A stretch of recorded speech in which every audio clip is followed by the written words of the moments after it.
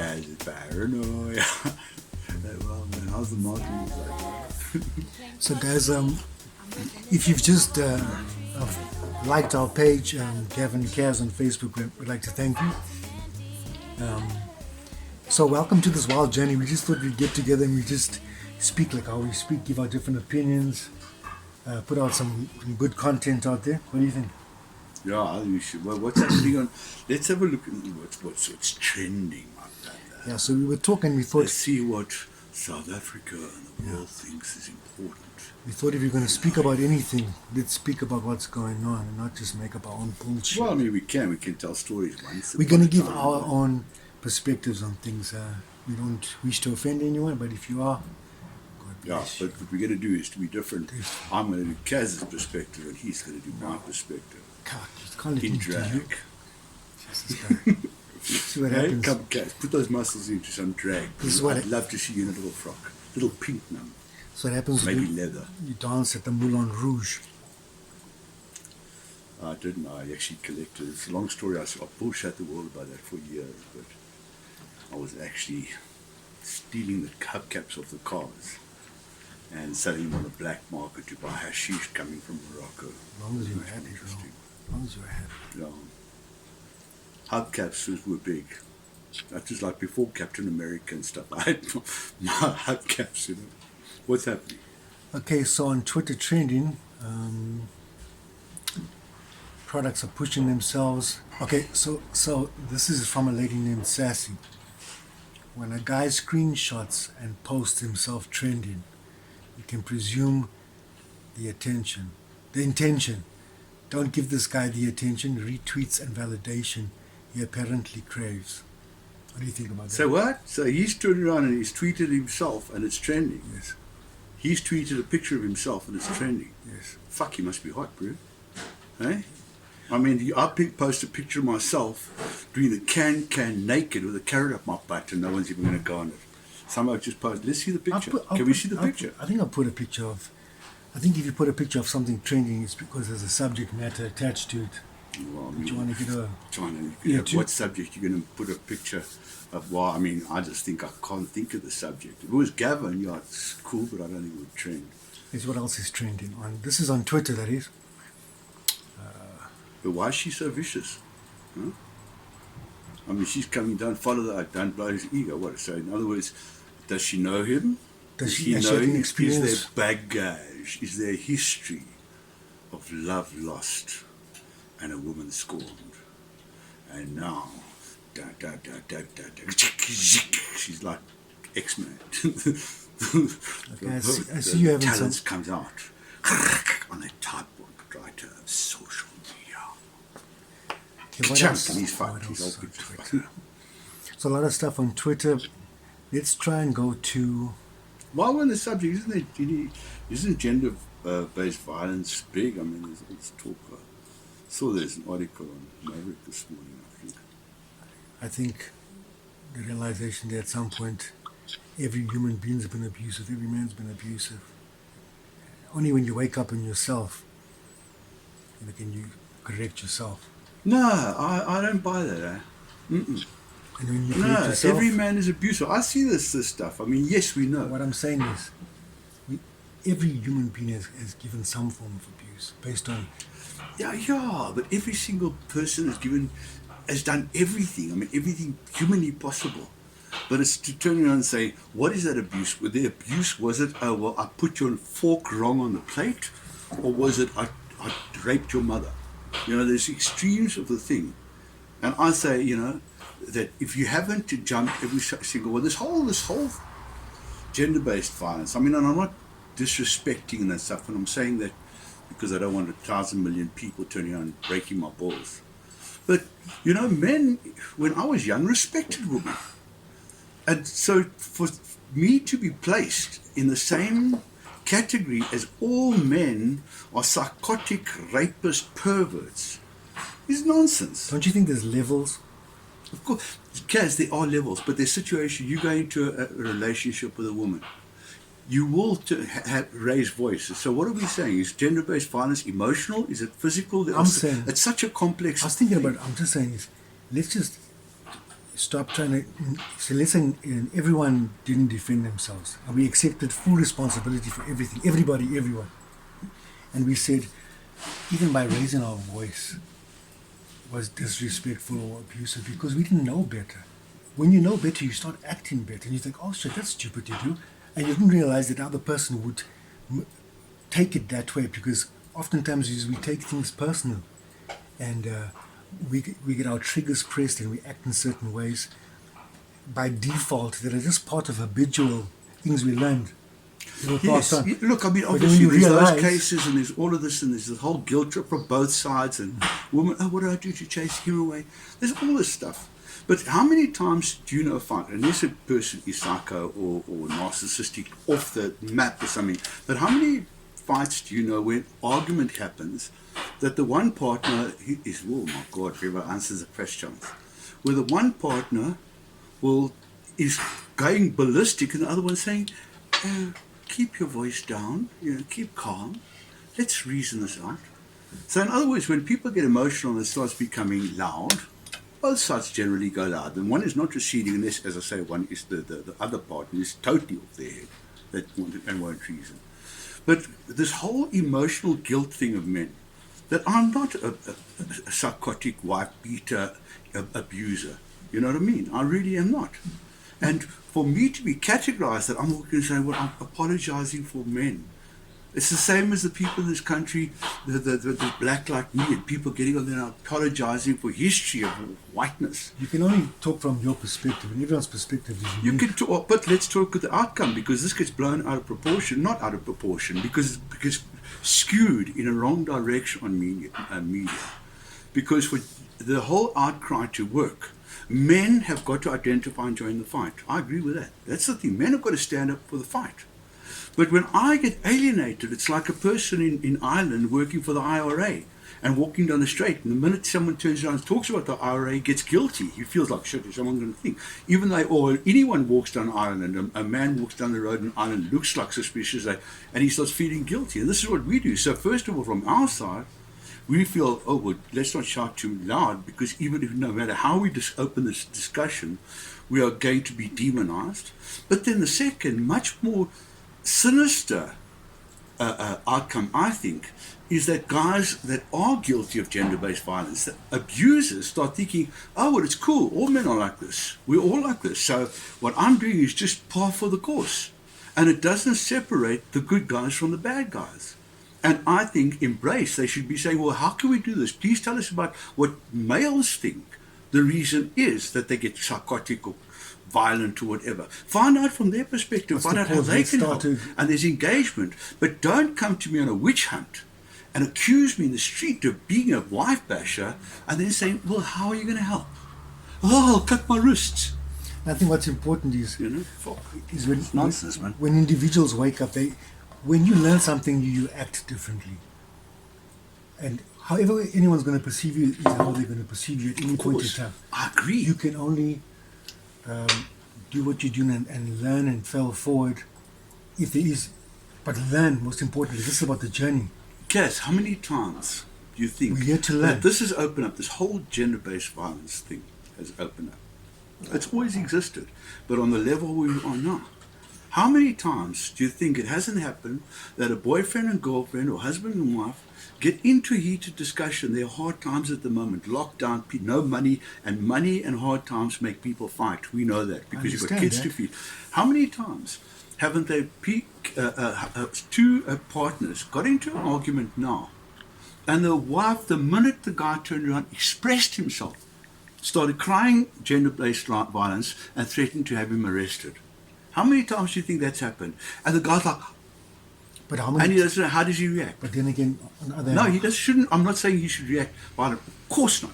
But I'm saying these are provocative positions that people can manipulate. And believe me, there are evil men and there are very, very evil women out there. Trust me. So what I'm saying is, if guys themselves looked at their own lives and sort of asked themselves the question is, how do I want to be? Yeah. Like, am I being how I choose to be? Like we were talking Who with about, women? just in general. Yeah, yes. Like last week we were talking about if I had the best characters that I admire, I put Yes, it sure. together. How would that person act? How would they talk? Exactly. Then you sort of, so I'm just saying the highest version of yourself, whether it be mimicking actors or different people you admire, you put those characteristics together, and when you actually look at it from a distance, seeing how your better self would have handled it if you chose Exactly. to, if you had to do it again, it starts affecting how you would do it in the future. And when you wake up at that, you start doing things differently. I So, think important is to look at character traits of people you admire and see if they can emulate and if they fit your character. I agree with that. But the other more important thing is, I think, if you're trying to actually develop or grow your character, it's to take yourself, find situations. First of all, look at your life and see if various situations like that through your life have flared up or gone bad in similar circumstances. In other it's words, are you definitely. a serial offender? Is it a situation? Because if you find out that there's a fuck up on various stages of your life, that you drop the ball or the life falls and life is unkind and Sure. didn't treat you well and people didn't see you and see your magic But that's and a all the other paradigm, crap. that But habitual. it happens all the time. Yes, yes. If it happens repeatedly and you've acted the same, did you run away? Did you confront? Did you give in? You get the How same do you answer. handle it? Then the chances Yeah. are that it's not the world that's playing against you. It's your behavior that's playing Playing against against you. yourself. And I would then go and have a look, recall, lie down on a bed, chilled by couch, close your eyes, and recall a specific incident where that thing happened. You broke up with a girlfriend or boyfriend. Recall that specific incident, okay? And play it back in your mind. But don't play it as a conversation. Try and take yourself out as a third person in the room looking. So you're watching her talk and you're watching you talk. And you're recording both conversations. But honestly think how, when she said something, how you acted. And if you can recall those incidences and then play that in your mind and then rewind it and visualize the character that you would like to be based, as we said, on movie stars. See what movie stars you'd like to hire the character. And you form Or that someone that you character look up to. and you replay it Inspirational. in your mind. Your mind doesn't know the difference between a thought and reality. Exactly. So if you play it back a couple of times, that will become your comfort zone. That is how you will like actually an address that affirmation. kind of thing. So not only do you take ownership of that repetition, Visualization. and you will take ownership of that behavior, which hopefully will move towards you acting in that way should you come into that kind of circumstance. So, but that's where we agree. It's a choosing to want to act or be a different version of yourself. Everything is a Better. choice. Everything is a choice, but most of the choices we make are based on fear. You know, in the serious choices, we're scared of losing a job, we're scared of losing a partner, we're scared of changing our behavior. We take the fact that we are wrong when things go pear-shaped, or we don't. We either run away from it, rebel, or fight or flight, or it's our fault. Why did I do that? It's Oh a no, person. please forgive me, and we become a fucking victim. You know, and then we're supposed to fight and get up and move on and get stronger when we feel that we've been bashed, emotionally bashed, physically bashed, pushed into a corner, squeezed, not given a chance to talk. All of these things that squeeze us in life.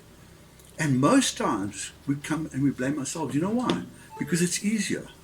It's easier to blame ourselves than to blame the world. Because if we blame ourselves, we can just accept either that we're a fuck up or something went wrong.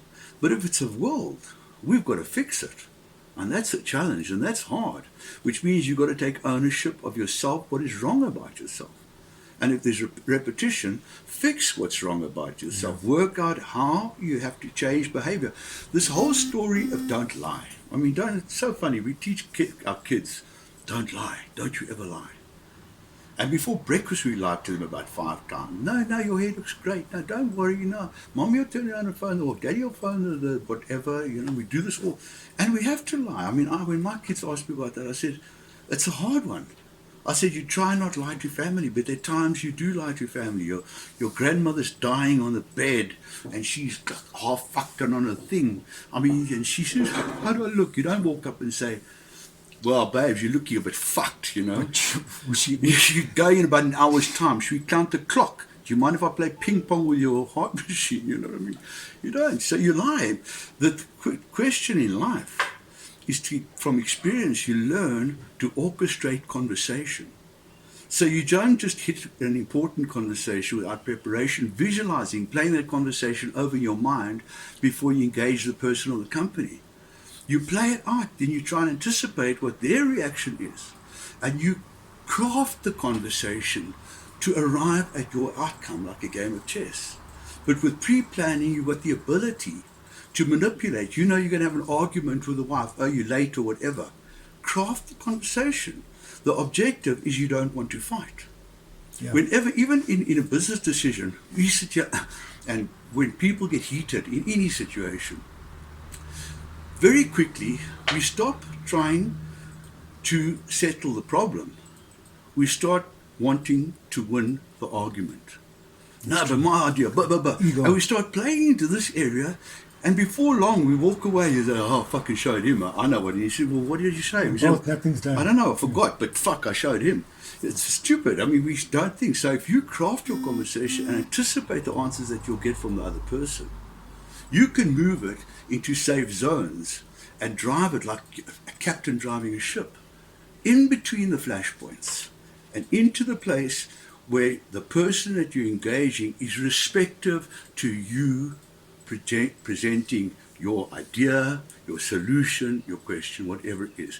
But it's crafting. So personality is not honesty. It's achieving what you want. This is, I mean, if you're a psychotic killer, no, you must go to jail. I mean, so you could do the same apply. But I'm saying we spend too much time arguing and fighting and screaming and debating and bitching and skinnery and stuff like that, instead of crafting where we want to go with an outcome in mind, and then finding the right pieces to put into the puzzle of the road to reach from here to where we want to go. That's true. I think, like you said, you know, in summary, every pain starts from some pain. Until we face that pain and be our own best friends. Because as soon as you start respecting yourself and be your own best friend, you can treat everything else around you in a different way. Like I can honestly say that in all my relationship, with anybody, I'm in the best place possible now, having spent time facing things and asking the necessary questions. And you see that there's as much as there's a saint, there's a sinner, and you've got to make peace with these two. Until finally, only when they make peace can you be in control of the dark part of you, because everyone has everything. But making peace is more difficult than you think. Yeah. Because making peace is easy to talk. It's easy to vocalize making peace. Making peace is coming to terms with yourself. 100%. You know, and that's, I think people in this whole lockdown have reacted in very different ways. And some people have disassociated, and some people have come to peace, and some people just gone fucking nuts. You know what I mean? But I think the disassociation is a dangerous self, that you're living in your head and you're constructing the reality based at the moment on a fantasy, because everything's in our head and on media. Yeah. There's not the reality. There's not real engagement. I can't smell things. I can't touch them and this kind of stuff. But coming to peace with it is not that. It's understanding and putting the pieces that they can merge. This is it. And accepting. If the picture has got rough edges, it's two things. Either accept it or smooth it out. Yeah. I prefer smooth. We were talking earlier a little bit about medication. Yes. And that's a whole other discussion. I We'll like, get onto that. I like the gears are shifting. Oh, I'm with you. Yeah, but and or drugs, you know, whichever you want to call it, doesn't really matter. If you're turning buying on the street, it's drugs. If you're buying it in a pharmacy, it's medication, isn't it? That's right. And if you're buying it on the street, you're getting from Nigeria and some layabout on street corners of petrol stations. If you're buying a medication, In pharmacy. you're getting it from a psychiatrist who will then come, and you would have gone with your problems. Your life is falling apart. You can't cope. And you'll go and you'll speak to him, and in 15 minutes, he'll say, well, this symptom, I'll take this thing which will make you calm. Then we'll give you this one, but the Keep calm you up. one will make you sleepy. So we'll give you this thing to lift you For up a nighttime. bit, but you might become hyper. So we give a tranquilizer to just chill you out. We might chill you out a little bit too much. So we give you vitamins and journal capage, which will sort of lift you up balance it until up.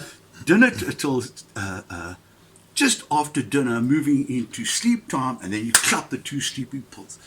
And you'll wake up tomorrow and you'll feel such a fresh zombie. So we've got these two kind of things. We've got the medication, and I think that they don't walk in from what I know. I'm not an expert. I don't go that I'm an expert at all. But from people that I've spoken that are on happy tablets, not one that I've spoken to has, which I've asked, has gone to the oak, and the guy said, well, do me a favor. Let's spend 4 hours. Tell me about your life. Let's turn around and find out, have you got shit in your life? But they don't. They just take Plaster. custard and they throw it over crinkled shit.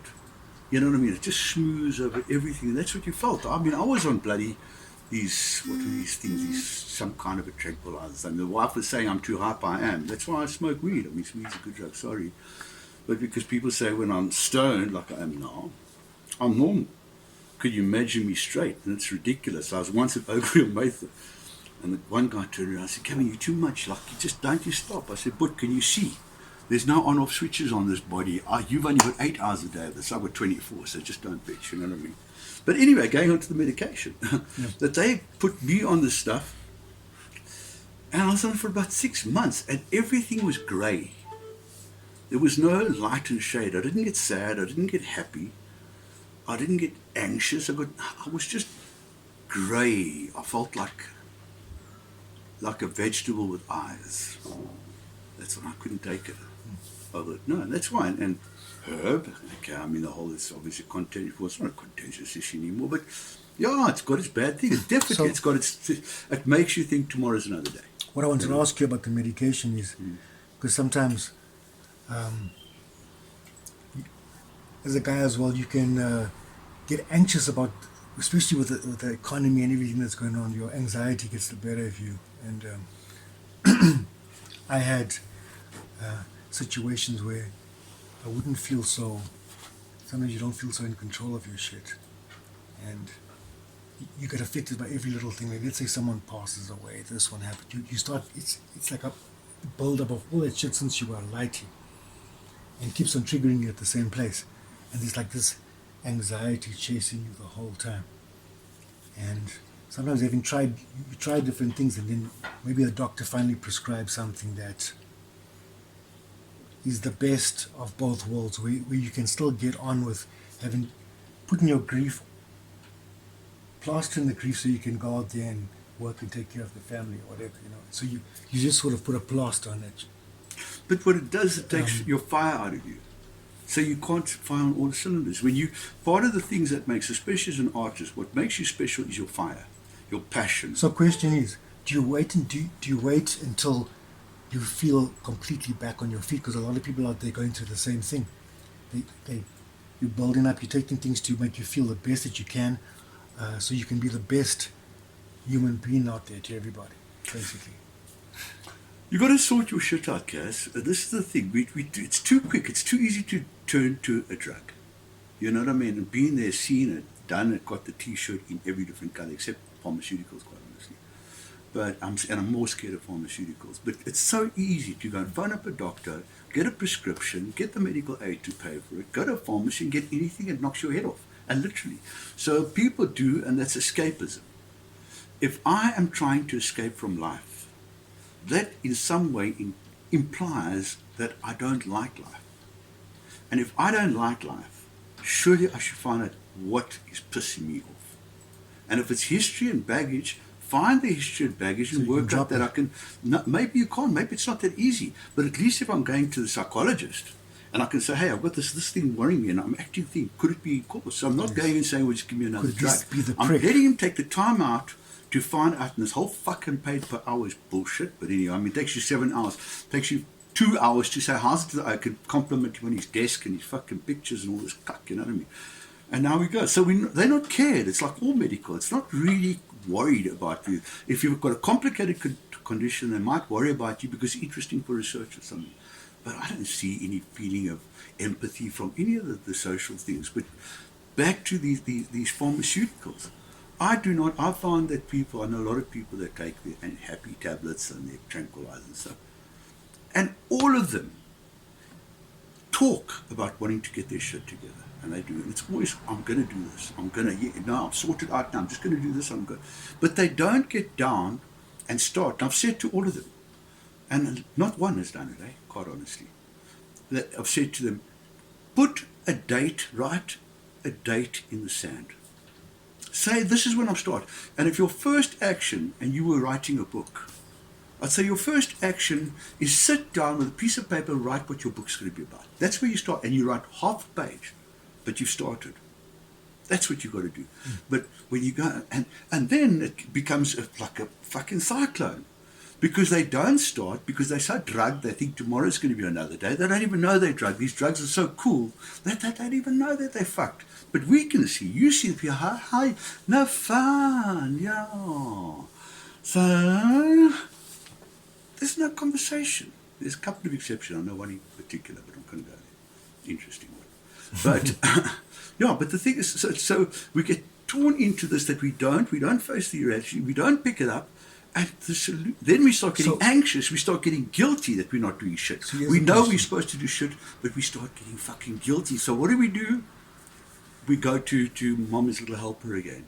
And we find and we change. And these guys are so clever. They don't turn around and say, well, stop taking those 17 and take these 2. So they just pile another one on and another one on and another one on. So the question is, what's the better evil? You have a person that's maybe unstable, or people that there's hectic trauma that may hurt someone else because of their issues and their pattern, or do you put people on medication, or certain people on, and no, what's the... That doesn't solve it.